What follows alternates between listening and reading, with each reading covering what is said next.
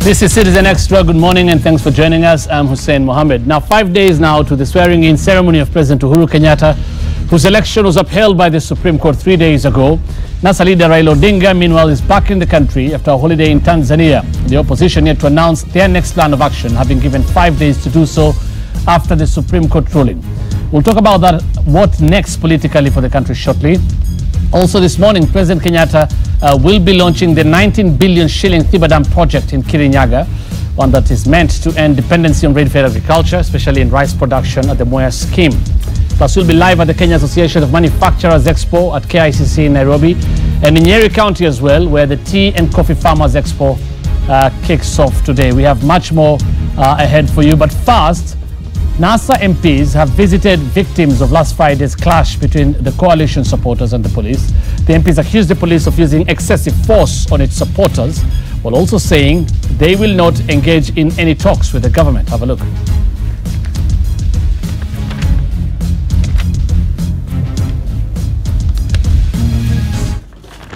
The country awaits for the announcement of the way forward from the NASA principals. A section of NASA MPs have visited victims of those who lost their loved ones in Kibera in clashes with the police during the Odinga's return to the country on Friday. 2 of the victims hailed from Kibera died after they allegedly succumbed to bullet wounds. One woman also died in Kibera due to a stampede in the slum as residents clashed with police. The lawmakers promising to have a fundraiser on Friday to help families of those who lost their loved ones and those who are still in hospital. The opposition MPs later held a mini rally at the Kibera's Kamukunji grounds, calling on the international community to intervene to resolve the current political crisis. And if somebody thinks ati itakuwa siku moja ati watalika watu wakae kwa meza ati waongee, hiyo tuna resist. Vijana sisi tunataka nini? Kura ya haki. Ndio tupate watu wale wataenda kutuongozea. Msipe moyo. Sasa ndio tunaanza. Msipe moyo. Tunaendelea na tuendelee. Stephen Leto, Citizen TV, Nairobi. Well, we had some of those MPs saying they're not willing to talk to anyone. As I said, NASA leader Raila Odinga is back in the country. They had said after the Supreme Court ruling that they'll announce a way forward or they will talk after 5 days. Right now in studio, I'm joined by Senator Samson Cherargei, Nandi County Senator, Ogunja Member of Parliament, Opiyo Wandayi, Gabriel Muthuma, political analyst, and Danson Omari, also a lawyer and political analyst. Thank you so much for making time for us this morning. And I'll start with you, Opiyo Wandayi. You said you will speak, I don't know if it's now 5 days. Some said we expected NASA to address the supporters today. Where are we? Firstly, Hussein, I want to say that we are in a really sorry state as we speak. Given that from last Friday, our own conservative estimates is that we have lost close to 50 people as a result of police and police supported militia brutality. And we are therefore essentially in a state of mourning. But having said that, we as members of the National Resistance Movement remain steadfast in our quest for electoral justice and preservation of democracy in the country. So we're not in a hurry really to say anything or to do anything. Yeah, because I've heard you talk about 5 days, yeah, that was 2 days. That is what was announced by I don't know who gave those indications. Your secretariat led by CEO Norman Magaya said that, yes. What I know is that the NRM will be speaking to the country in a short while. Could be a matter of a day or 2 days. Yeah. Could be just a matter of days. So what we want to appeal to our supporters across the country is to remain calm. Yeah, but to continue resisting and to continue refusing to recognize this illegitimate regime. Right. Yes. Gabriel, what do you make first of the Supreme Court ruling and where we are right now? First of all, I think many people may argue differently, but I think the verdict that came from the Supreme Court, I take it personally, and these are my views alone. I think it's a win for Kenya. Number one, the reason why I'm saying this is because it is, first of all, affirmed by the instruments that are actually in our constitution. You remember when the first verdict that came to nullify the presidential win, we actually, all of us, in both coalitions, to an extent, and I had people within Jubilee say, yes, we may not agree with this decision, but it's actually a win for Kenya. It fortifies what you call our constitution and our laws. The world is looking from outside and saying, you know what, actually, if a presidential win can actually be nullified, that is a stronger judicial system. And I think as much as we would like to talk about the way forward, the affirmation that we go with is that a president is elected on two things, primarily. One of them is that he has to participate in an election. Secondly, he has to be sworn in, and he has to be sworn in by a Supreme Court judge or the Chief Justice. So we are just waiting to see whether that happens, but this is something which is in line within the Constitution. So as much as we are looking from two divides, saying one lost, another one won, Kenya actually did win, because a fortification of an electoral process and a constitutional process is actually coming out to play. Now, of course, the people who come from both divides may agree or disagree, but one thing we can never run away from, Hussein, is that a constitutional process is in play, and that just satisfies or actually gives a narrative that Kenya's democracy is growing. That's it. Well, I wish to thank all the people who have missed this show for around 2 months. Or thereabout. 2 months. I was bereaved now. The fans. And I wish to thank Royal Media Services, AGSA Station, Citizen TV, and Citizen Radio for the support they gave me at the time I was bereaved when I lost my brother. Thank you very much, Royal Media Services and their staff. To come to the point, the Supreme Court has spoken twice. And the speaking of the Supreme Court gives the credit that the Kenya is a constitutional country where the rule of law is the preserve of citizens. And the instruments they have created, they have no option other than to obey them. Two, the ruling of the Supreme Court, or the judgment of the Supreme Court, was to the exclusion by acceptance of one section of the political class called NASA. They opted not to participate in an election, and an election that they filed, and they proved to the court that election was nullified. They instead opted, and I've never understood the reasoning. Why they did not participate? In the 8th of August elections, which NASA participated, they identified the irregularities, and that election was nullified. The 26th of October election, they opted not to participate.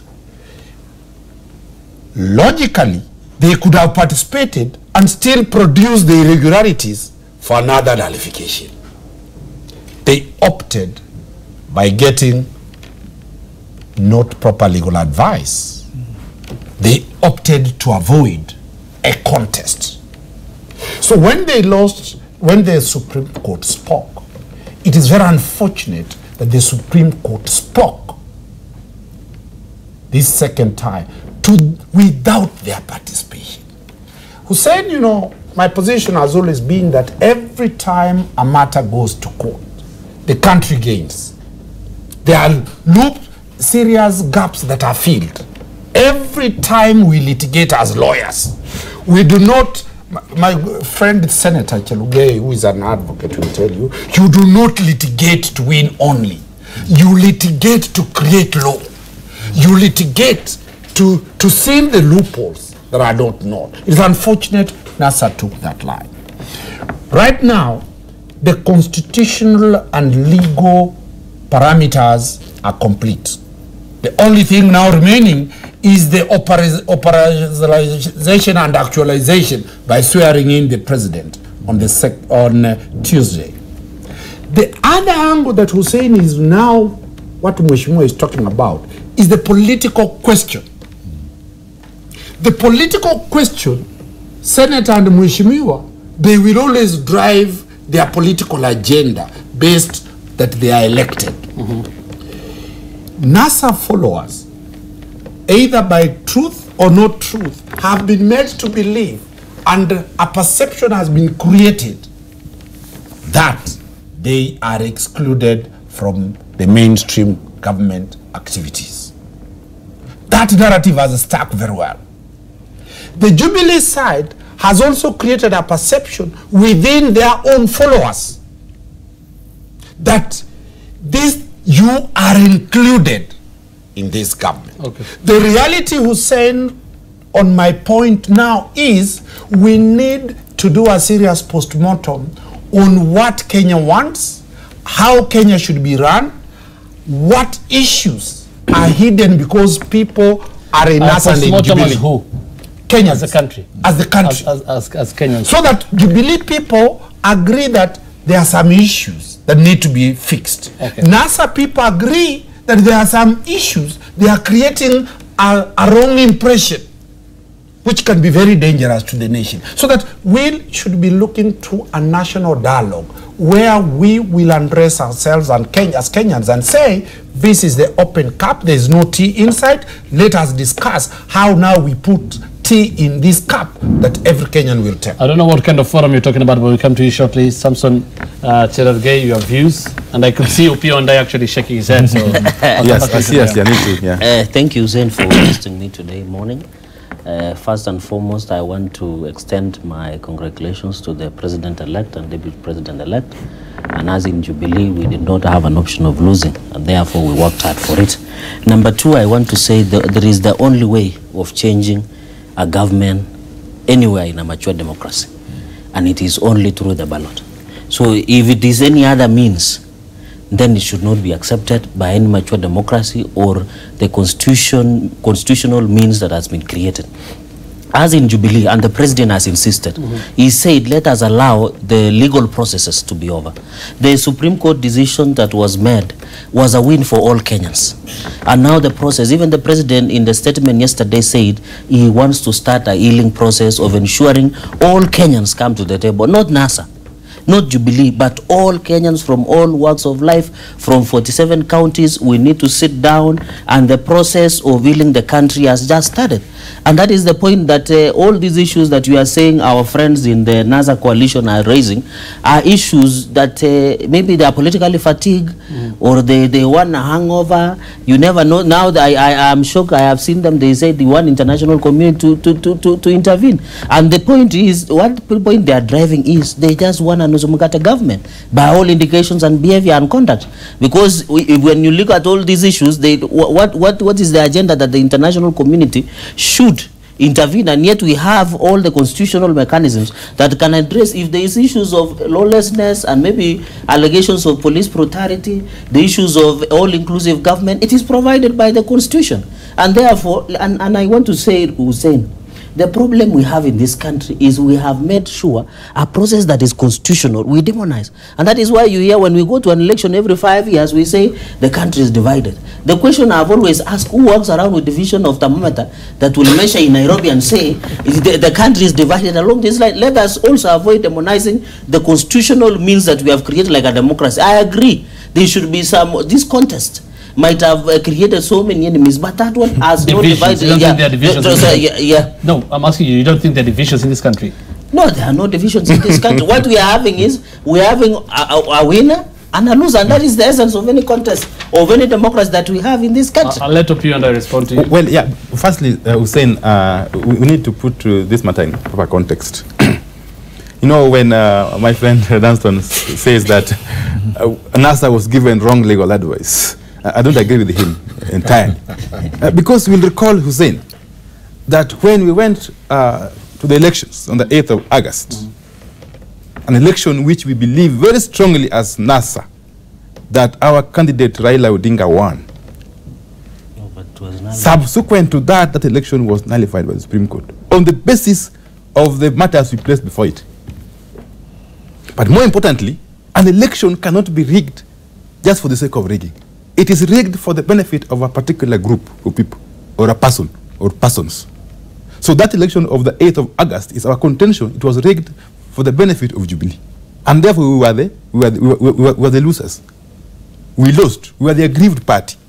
And if and when the Supreme Court did rule that we go back to another election in within 60 days, it was very clear that that election was supposed to be conducted in a manner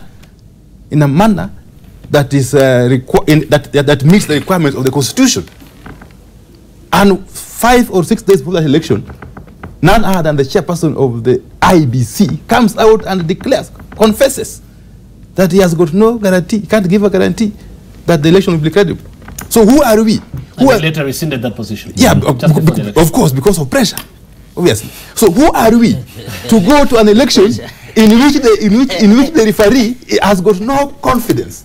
So it was not going to be possible for us to escort Jubilee, to legitimize a process which was obviously legitimate, and we knew for sure that even the judges of the Supreme Court are human beings, and they were under extreme pressure. So we will not go that. And therefore, where we sit, Hussein, we are basically at the position when the Supreme Court did annul the first election. We have not moved an inch. And if anybody is imagining that something happened beyond that time, then they are basically living in the now. Yeah. Let me respond quickly. I want to tell my brother and many other NASA supporters in this country, despite the fact that he has said the chairman of IBC did not say he had confidence in the process, that confidence has been instilled by the ruling of Supreme Court. The Supreme Court has looked at the entire process. They have critically, and I want to agree with my learned senior Danson, he has said when you go to court to litigate, you don't go to win. You also grow the jurisprudence of the law. And that is why when the judges of the Supreme Court did go through the petitions that were presented by Aaron Mwao and Jonjo Muya and Khalif, and they sieved through and they realized that despite the circumstances, that they were a well-calculated, orchestrated sabotage of a sponsored violence in some areas, that elections were not held. The Supreme Court did come out with a verdict that said that the elections did meet the threshold as by the Constitution. So the issue of legality and legitimacy is not here or there, because they are saying the votes that were casted. They are not saying the registered voters. We don't yet have the full judgment on the. Of course, but I'm just all they say is that those petitions. Of course, as the officer of the court, I will try to give you a sneak preview of what we expect. We'll wait for that. We'll wait for them. Gabriel Shotton, we'll wait for them. But the Supreme Court talked about both petitions lacking merit, and that's why they were dismissed. Let me talk about the first. In fact, the speech in question that we are talking about from the IBC chairman.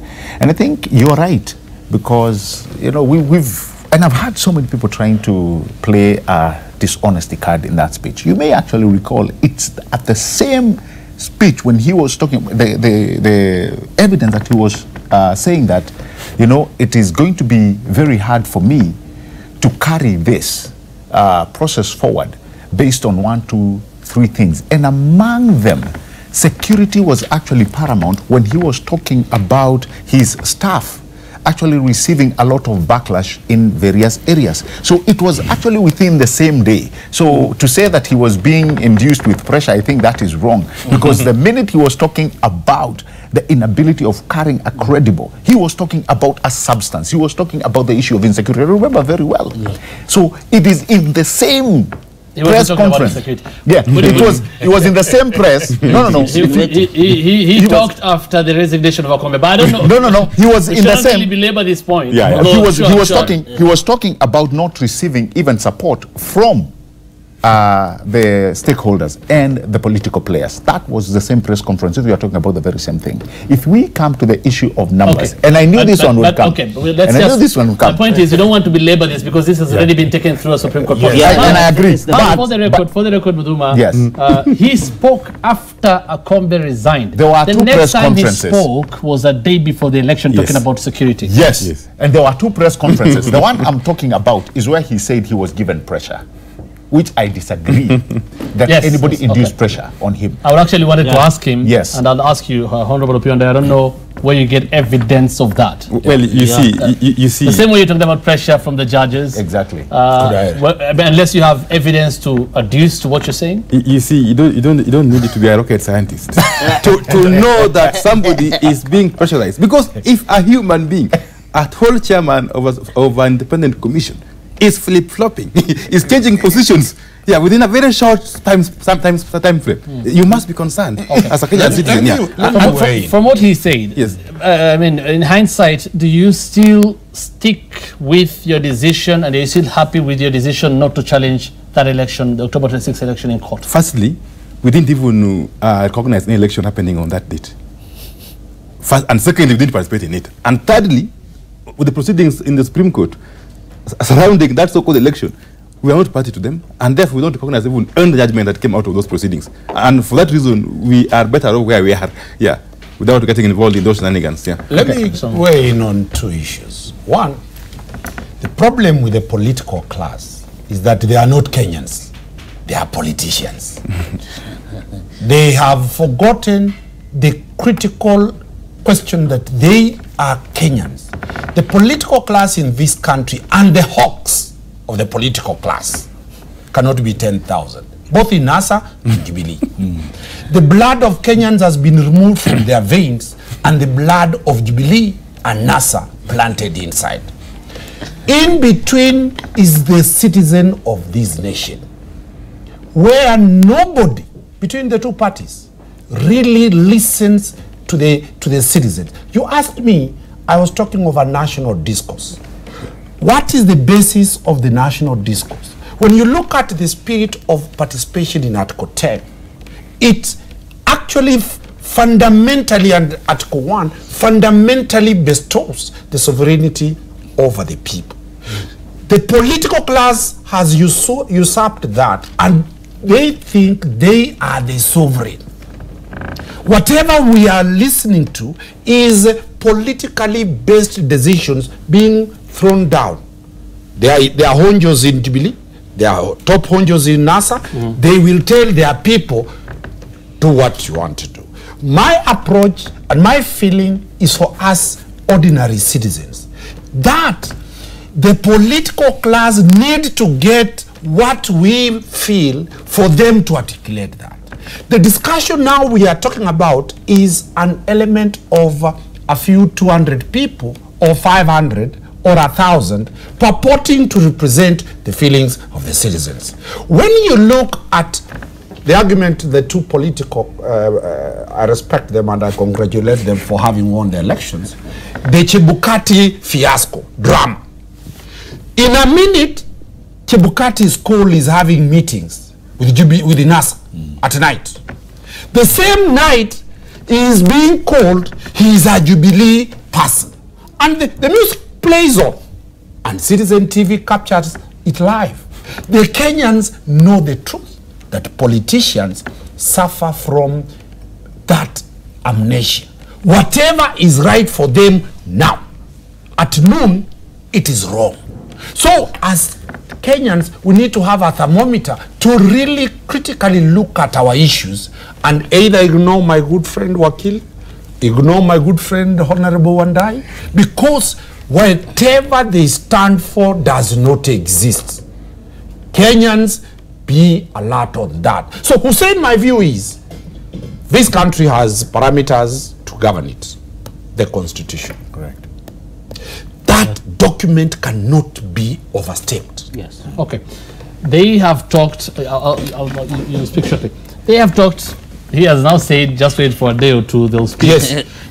He doesn't understand where the hurry is. Yes. But, I mean, do you think this is an end in itself to the political situation we have in this country?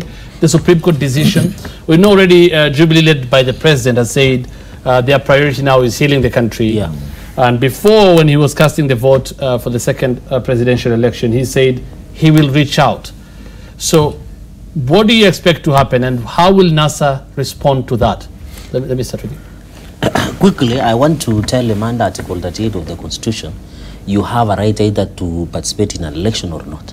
An election will not happen because NASA has participated in an election. There were many other candidates, so you should stand corrected on that. The issue the president has expressed, and I think this country is bigger than all of us, and the late Vice President George Saitoti once said, and I think that is what is important. We need to start a healing process. The president also is a respecter of the Constitution because he said, let us allow the constitutional mechanism, because he was alive to the fact that somebody will go to Supreme Court. All judicial processes have been finished. The inauguration or the swearing in will be on Tuesday next week on 28. And when all these things are finished, we can now have a serious dialogue, a healing process of ensuring every Kenyan. Because despite that, and I want to say this, you can either, you have a right as a Kenyan to be NASA or Jubilee or Third Way Alliance or any other political party that you want to participate in. But at the end of the day, all of us are Kenyans, and therefore, in as much as there is this democracy, and we went to this election as Jubilee, knowing that there is an option of winning or losing.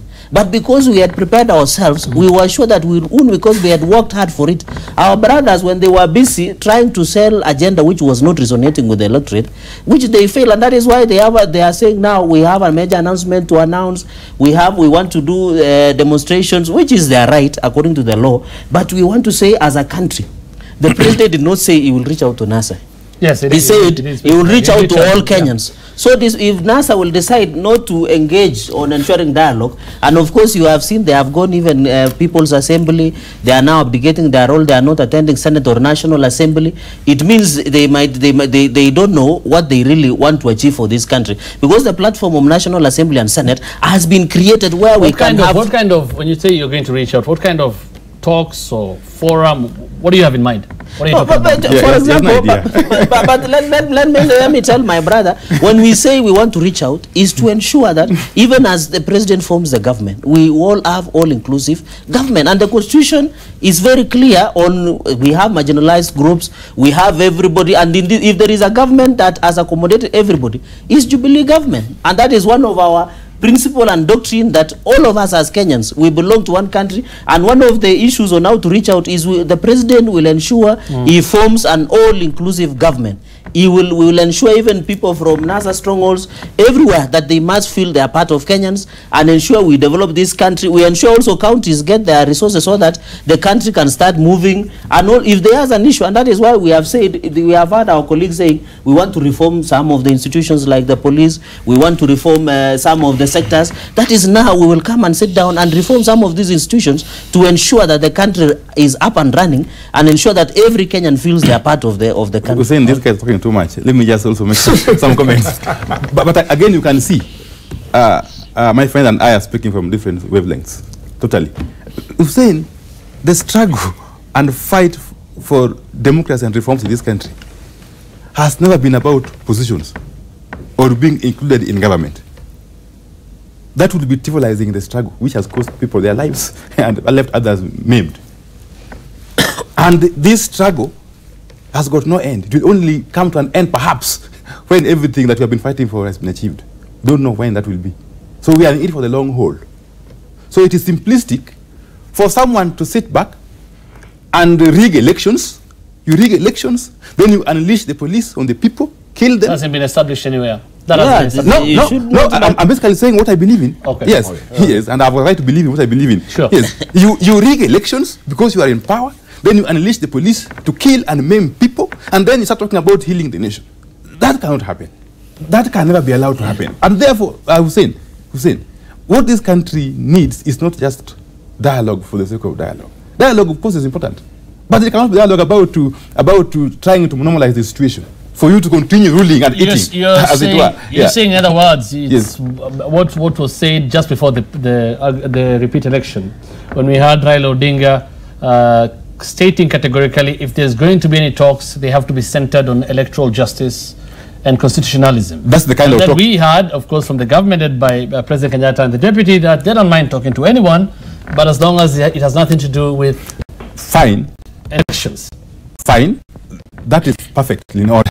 Our kind of talk we have in mind is not the kind of talk these guys have in mind.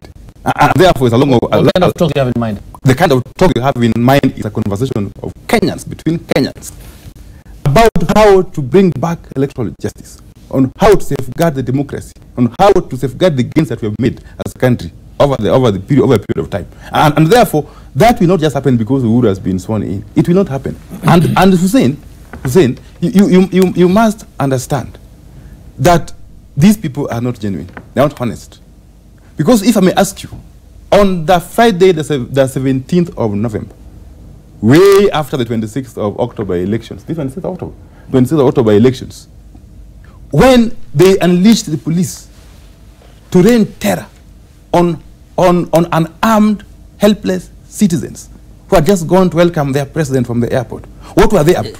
They could basically have been doing that as a way of making people, of cowing people, so that they don't speak about what they believe in. And therefore, we cannot actually speak about dialogue or people having the interests of the country when these people continue to do what they're doing. Hussein, our position is that Uhuru and his team can go on and get sworn in.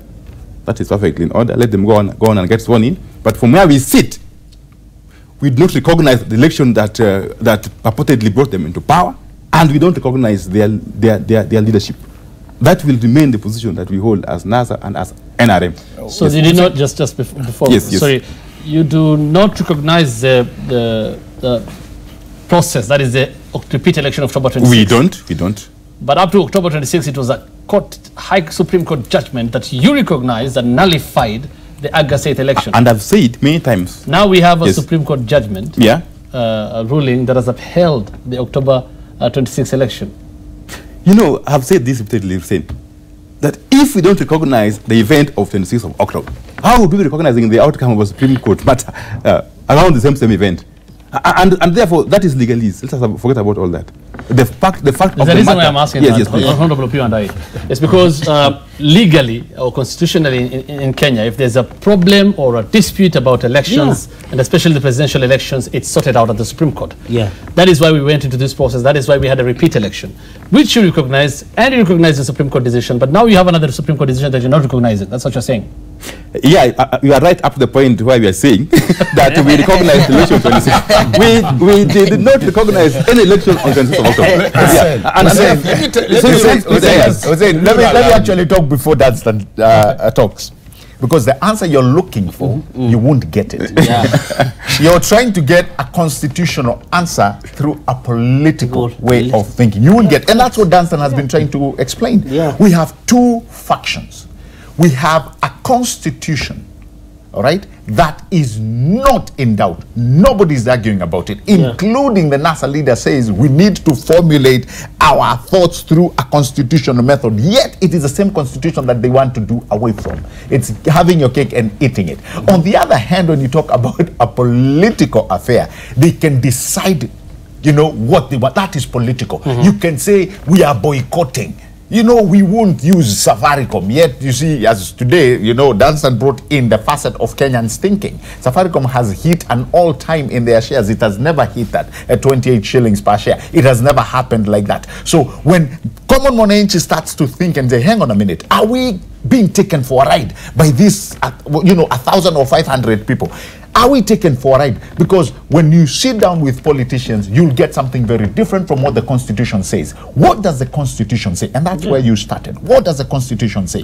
The Constitution says that the president will come in based on several affirmations to make him the president of this country. One of them being participating in an election. Second one being declared by the only governed body allowed to run an election, which is IEBC. And third, by him holding the Bible and being sworn in by the Chief Justice. Those are some of the three indicators of how the president comes in. The other thing you have to be very wary of, Hussein, is that when the president picks that book and swears, the first thing he talks about is protecting the Constitution, not protecting the political class of a nation. So those are some of the facts that affirm a president elected through a constitutional means. Now, when you come to the political side of things, they can come and say, you know, we will swear in our president somewhere in the bush or whatever. That is a political nature, and they can swing with it as much as they want. But a country run by the constitutional spirit, they will never defeat it. Nobody will. It's not NASA or even Jubilee. That is clearly stipulated within our laws. Okay. There's still a lot more we're going to talk about shortly. We're going to take a short break now. Next, I'll come back with your point, plus more issues, especially when he talks about the need to heal the country and form an all-inclusive government. I don't know if you're saying what we have now is not an all-inclusive government. That's what you I'll come back to that shortly. Remember, after the break, we are going to the Kenya Association of Manufacturers Expo. That is at KICC, where Dennis Otieno is standing by. That is the CEO, Phyllis Wakiaga. He'll be talking to her. Phyllis Wakiaga, of course, that is CEO, Kenya Association of Manufacturers. Dennis Otieno will be talking to her shortly. We'll also be going to Nyeri County, where the Tea and Coffee Farmers Expo will be kicking off today. It's already kicked off. Martin Munene will be talking to us live from there. Plus, the Standard Marathon, Chartered Marathon, of course, is happening this weekend. There's an address there. We'll be doing all that after this break. You're watching Citizen Extra. Stay tuned.